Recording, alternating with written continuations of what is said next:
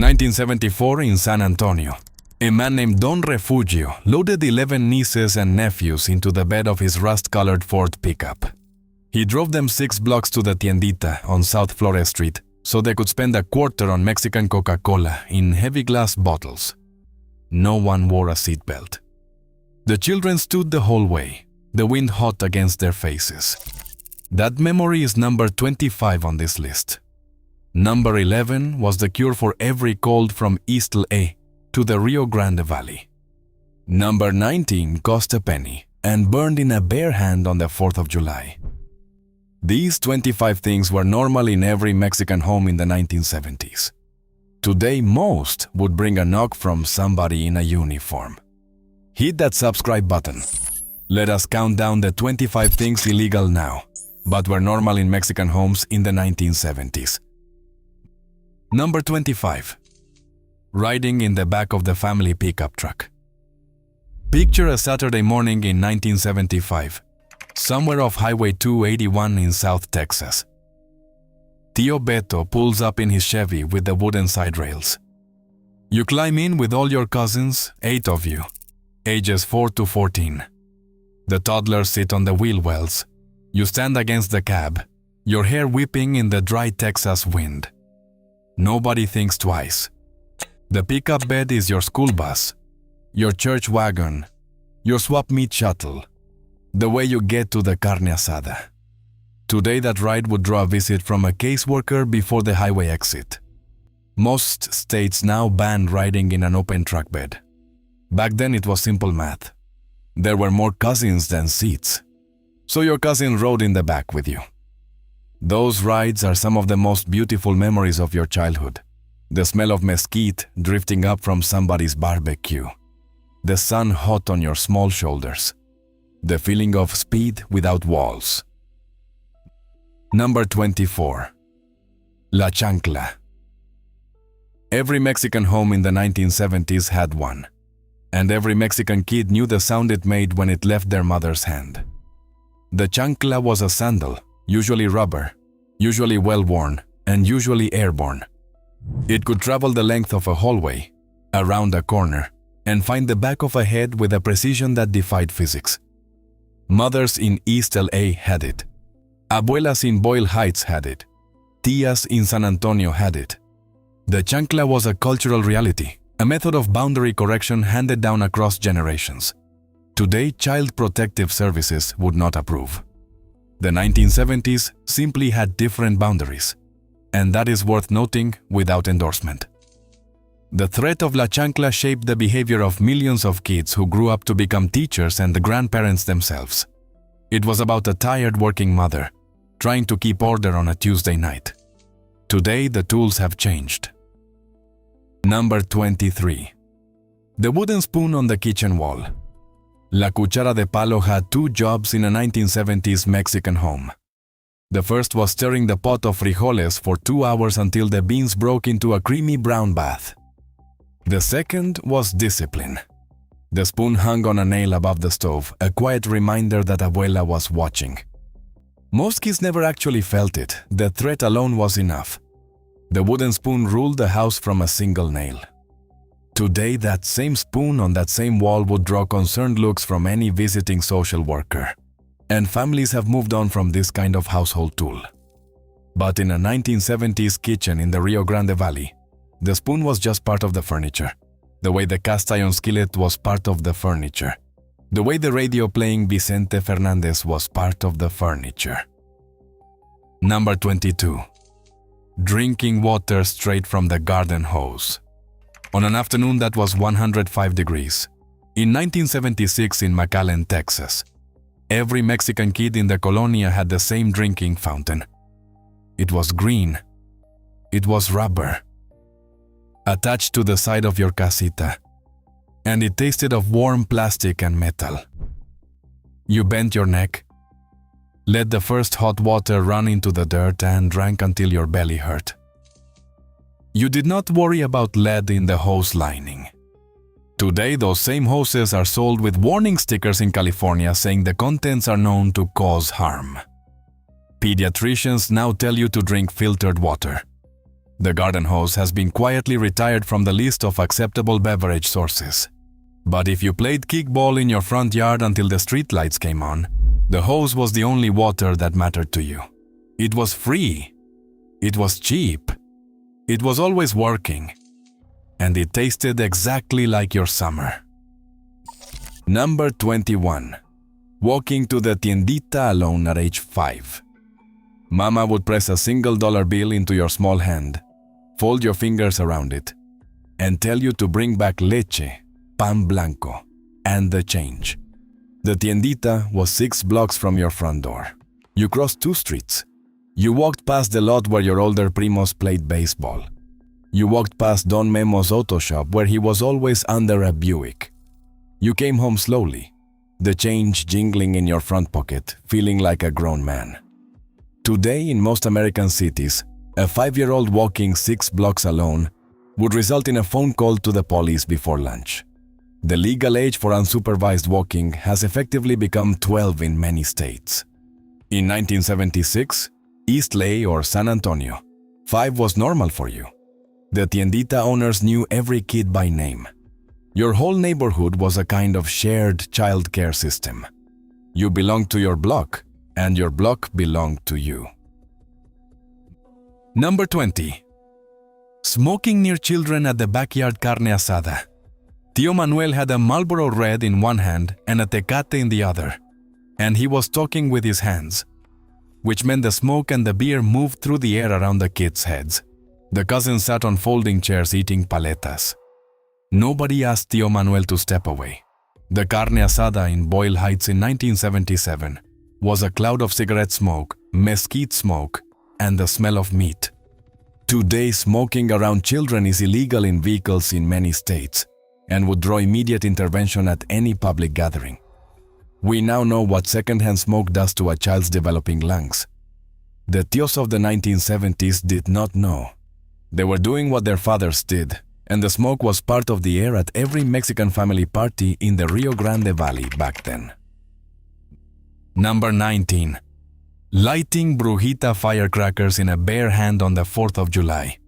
They cost a penny each at the corner liquor store in 1975. A whole brick of 20 firecrackers wrapped in red paper. The kid held one between thumb and forefinger, lit the fuse with the cigarette his older primo handed over, and tossed it into the alley right before it cracked. Sometimes a half second too late. Sometimes it went off in the hand. The fingers buzzed for an hour. Nobody went to the emergency room. Today, those same firecrackers are illegal in every county in California and most of Texas, classified as Class C explosives, and possession can mean a fine of several $100s. The pediatric burn data is grim.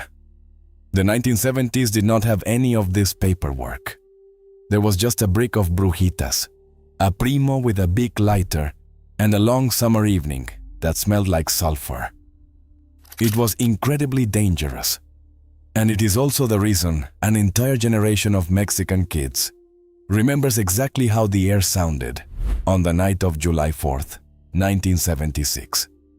These were the years when freedom and risk were the same thing, when a parent's idea of the 4th of July was a paper bag of explosives and a porch chair, when nobody thought of consent forms, and when the cousins counted their fingers on the way back into the casita and called it a good night. Number 18. Sleeping in the bed of a pickup on the way to South Padre. It was a 5-hour drive from San Antonio to the coast. A mattress thrown into the bed of the family Ford. 4 cousins under a single blanket watching the Texas stars roll by. Mama slept in the cab with the baby. Tío Beto drove with the radio tuned to Tejano oldies, and the road south was empty after midnight. The kids woke up to the smell of salt air and the sound of seagulls. Today, every state in the country bans sleeping in a moving truck bed. The penalty is steep. The safety statistics on ejection injuries are the reason the law exists.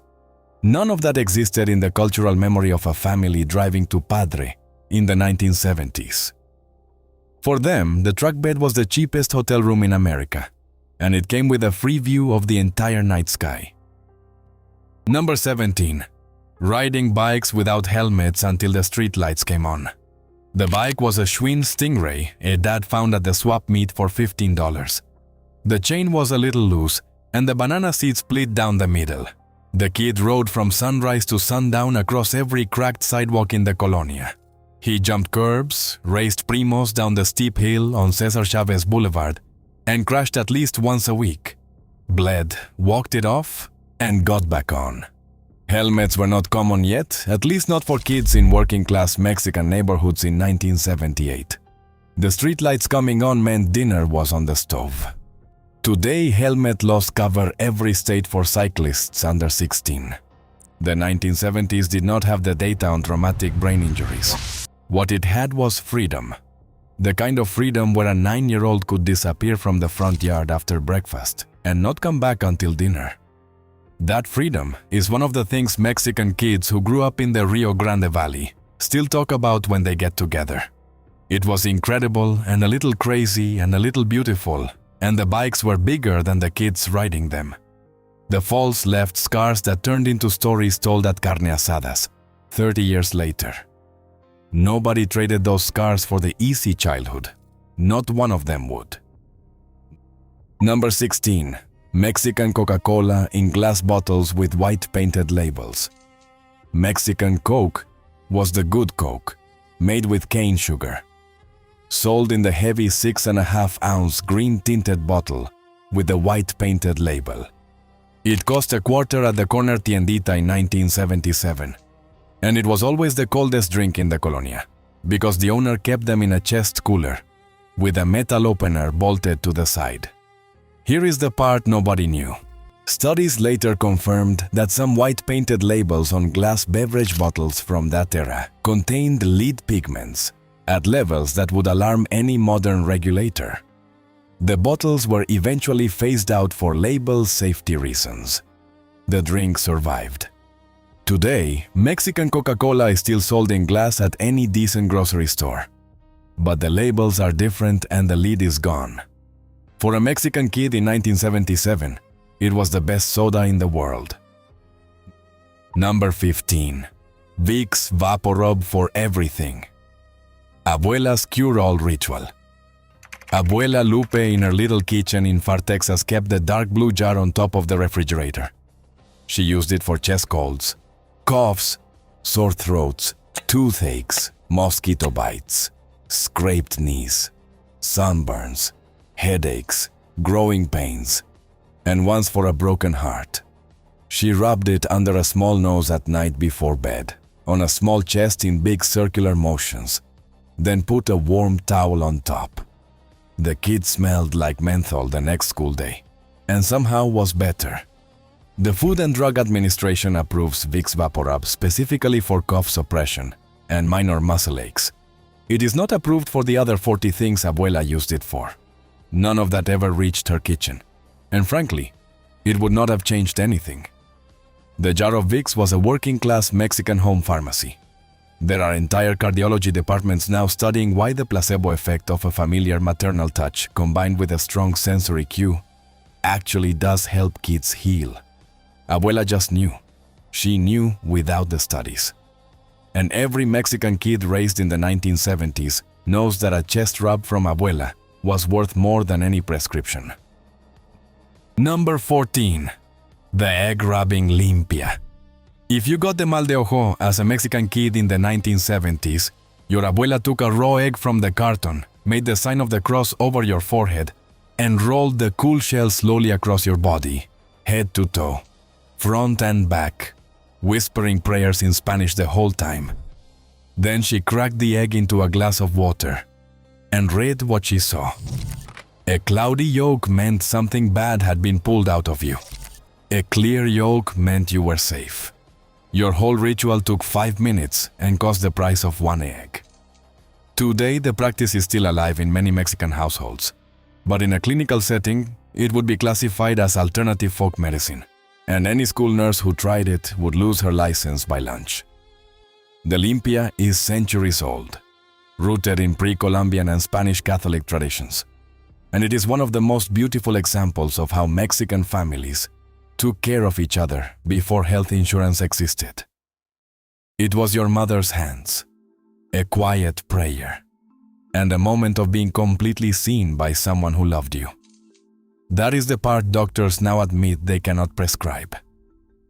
There is something powerful in the slow attention of your grandmother, in the smell of your kitchen, in the certainty that you were being cared for. The egg was just the tool. The healing was the love. And in your 1970s casita with no insurance card and no pediatrician on call, that love filled the gap that nothing else could fill. Number 13. Ventosas, the suction cabac remedy. When Tío Beto's back hurt from working construction in the South Texas heat, Abuela Lupe lit a small candle, held a glass cup over the flame, and pressed the heated cup against his bare back. The vacuum pulled the skin into a perfect dome. She placed 5 or 6 cups along the spine and let them sit 20 minutes. When she pulled them off, the skin was bright red and ringed with circular bruises that lasted a week. Tío Beto swore his back felt better the next morning. Today, ventosas, also called cupping therapy, are practiced by licensed acupuncturists in California with state oversight. Doing it at home with a kitchen candle and a juice glass would now be classified as a burn risk. In 1975 in the colonia, it was just what you did when your back hurt and a doctor was out of reach. It had been done in Mexican families since their great-grandparents lived in Jalisco and Sonora. Number 12. Sending a 7-year-old primo to fetch a cold beer from the cooler. The carne asada at the rancho outside San Antonio in 1976 had 3 coolers, one with Mexican Coke, one with Tecate and Carta Blanca, and one with ice for both. When Tío wanted another beer, he would whistle, point at the youngest cousin within earshot and say, "Go get me a Tecate, mijo." The 7-year-old would sprint across the yard, dig a small hand into the icy water, fish out a sweating bottle, and run it back to Tío with both hands like he was carrying treasure. Today, that simple request is a misdemeanor in every state in the country. It was completely normal in 1976, and it was treated as a privilege. The kid who got asked to bring the beer felt like he was being trusted with a man's job. Number 11. The coffee can ashtray on the living room table. The Folgers can sat in the middle of the coffee table next to the Virgen candle. It was half full of cigarette butts and ash, and it had been there for 3 months.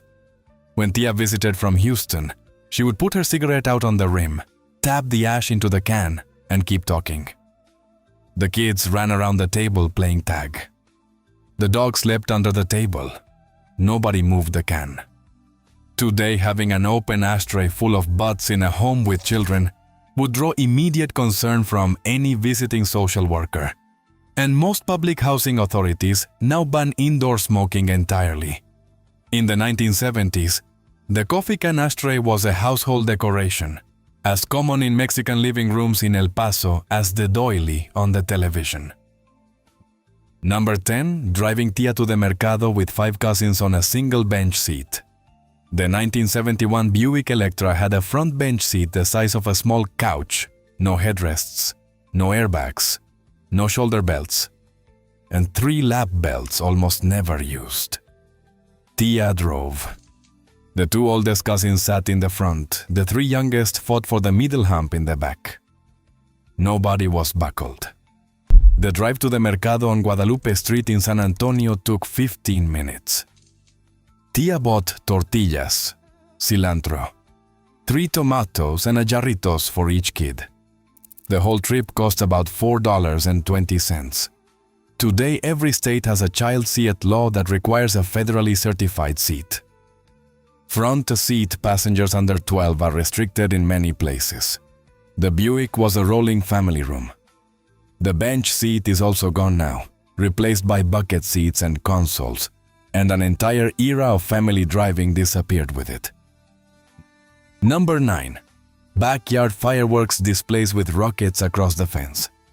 The 4th of July at the cousin's house in 1978 was a kind of community festival.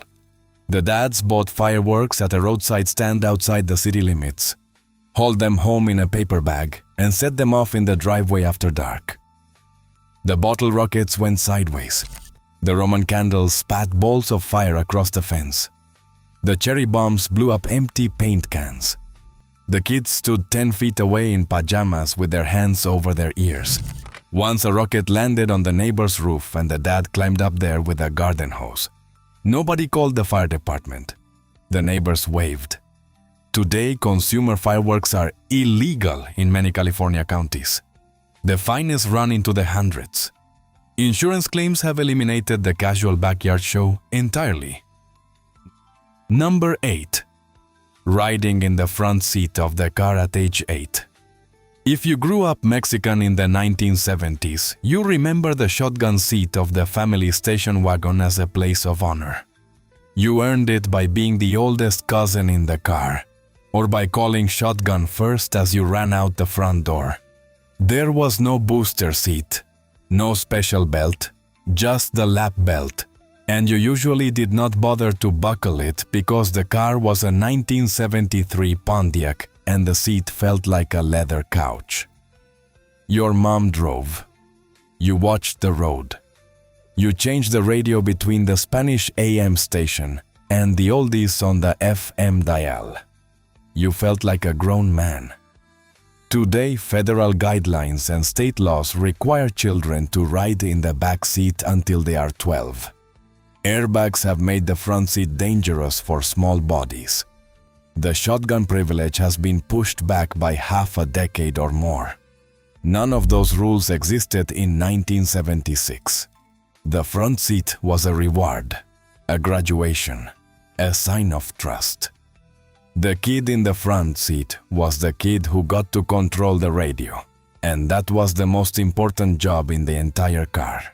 There is something the modern world has quietly traded away in that simple ceremony of a kid sliding onto the bench seat next to a parent. Your fingers reaching for the AM dial. The dashboard glowing soft green at dusk. The highway stretching out ahead like a long evening with no end and no rules and no need for any. You felt seen by your mother in a way the back seat could never replicate. You were her co-pilot for 15 minutes. You picked the music. You watched the road signs. You read the gas gauge out loud when she asked. And when you arrived at the mercado or the church or the swap meet, you were the first one out of the car, holding the door for her, feeling like the most important person in your entire family. Number 7. Drinking water from the lawn sprinkler. When the Texas heat hit 110 and the swamp cooler in the casita was losing the fight, Mama turned on the lawn sprinkler in the front yard and the kids ran through it in cut-off jeans. They opened their mouths as they ran past. They drank straight from the spray. They laughed and choked and ran back through it again. The water tasted of grass and rubber and the summer air. The 1970s did not have the testing. The 1970s had a hot afternoon, a green hose, a spinning sprinkler, and a yard full of cousins screaming. Today, lead testing of municipal water systems and concerns about pesticide runoff make parents think twice about a child drinking from a sprinkler. Modern guidance says drink from the kitchen tap, ideally filtered. Number 6. Sliding down the stairs in a cardboard box. The stairs in the duplex in Boyle Heights were carpeted. 12 steps, slightly steep. The cardboard box came from the new washing machine the family had just bought. The cousins flattened the box, climbed inside and rode it down the stairs like a sled. They crashed into the wall at the bottom. They got back up. They dragged the box up and did it again. 2 hours of it. Nobody supervised. Nobody got hurt badly enough to mention. Today, indoor sledding on stairs would draw an immediate intervention from any visiting adult. In 1977, the cardboard box was a free toy that lasted longer than anything from the toy store. It was the kind of cheap fun that made a working-class Mexican family feel rich for an afternoon. Number 5. Walking to school in 105 degrees Fahrenheit Texas heat with no water bottle. The walk from the casita to Sacred Heart Elementary in Brownsville in 1976 was 9 blocks. Uniform on. Books in a plastic meat binder. No water. The fountain at the school worked, and the kid would drink for a full minute on arrival. The sun beat down on the back of a small neck. By the time the kid reached the gate, the uniform was drenched. Today, every elementary school recommends that children carry a personal water bottle. The CDC publishes heat advisories that would have shut down the entire walk in 1976. None of those guidelines existed back then. There was just the walk, the heat and the water at the end of it. The kids who made that walk grew up tough in a way the modern world has slowly engineered out of childhood. They learned to ration their energy. They learned to find shade. That is a kind of resourcefulness that does not show up on any standardized test. Number 4. Climbing onto the roof of the casita to find a lost ball. The ball went over the fence and onto the flat tar paper roof of the carport. Dad was at work. Mom was hanging laundry. The cousins put a wooden chair on top of an old paint bucket on top of a milk crate, scrambled up, and walked across the roof in bare feet to find the ball. The tar was hot enough to burn the soles of small feet through the skin. They hopped from one cool patch to the next, found the ball in the gutter, threw it back down, climbed back down the same way. Today, OSHA fall protection regulations cover anyone working at heights over 6 feet. In 1978 in San Antonio, the roof was a problem the kids solved on their own. There were no adults involved, no equipment, no safety briefing. There was just a ball, a roof, and a kid who wanted to keep playing the game. Number 3.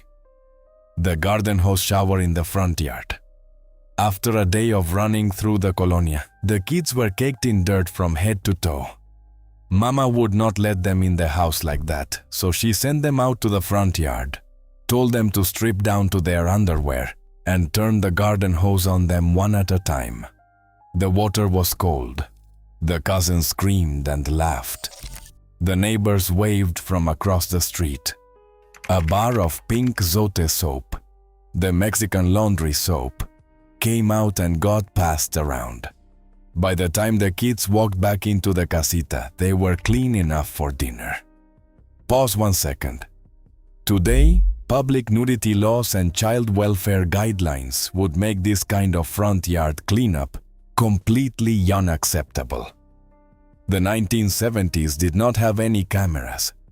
There were no phones. There was just the front yard, the cold hose, the pink Zote soap, and a mother who needed her floor to stay clean. Number 2. Lighting a Virgen candle in the sala that burned all night. The 7-day candle came from the bodega on the corner. It cost $1.25. The image of La Virgen de Guadalupe was painted on the tall glass jar, her cloak full of stars, her hands folded in prayer. Mama lit it on Sunday after Mass and let it burn on the side table next to the rosary all week long. The flame was open. There was no glass cover. The candle sat on a doily next to the curtains. It burned through the night while the whole family slept. The Virgin was watching the house, and the candle was her way of staying awake while the family rested. It was a prayer in the form of fire. Today, fire safety codes in many cities ban open flame candles in residential settings. The 1970s simply trusted the candle. Catholic Mexican homes from the Rio Grande Valley to East LA had at least one of these candles burning at any given time. The smell of melting wax mixed with the smell of café de olla in the morning is a memory that lives in the bones of an entire generation. Number 1. The spit and band-aid approach to medical care. The cousin fell off the bike and tore open his knee on the gravel. Mama came outside, looked at the cut, licked her thumb, wiped the gravel off the wound, told the kid to walk it off, slapped a band-aid on top, and sent him back into the yard. The whole medical visit took 90 seconds. There was no antiseptic. There was no rinse. There was no follow-up. The cut healed. The scar stayed. The cousin remembered the lesson. Today, the CDC has clear guidelines on wound care, and any pediatrician would say a saliva wipe is one of the worst possible cleaning methods. None of that information ever reached the colonia kitchens of the 1970s. The mamas did what their mamas did. The kids healed because kids heal. The band-aid, more than the actual wound care, was a mother's signature that said you have been seen, you have been touched, you have been fixed. That signature was the medicine. These 25 things were normal in every Mexican home in the 1970s, in San Antonio, in East Lay, in the Rio Grande Valley, in Pharr, in Boyle Heights, in McAllen, in Brownsville.